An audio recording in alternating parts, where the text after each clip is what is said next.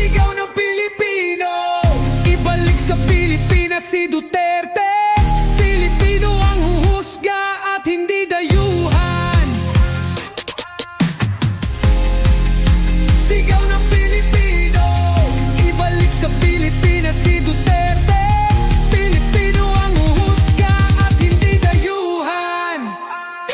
Kayong mga taksil, umapak mang ating watawat. Tinalin nyo ang bayan, tinakpan ang bibig. Pero ang sigaw ng bayan, ay di nyo mapapatid. Ibalik sa Pilipinas si Duterte. Hindi kami pipikit, hindi kami luluhod. Sa bayang sinilangan kami patuloy na lalaban. Hawak kamay, isigaw ng malakas.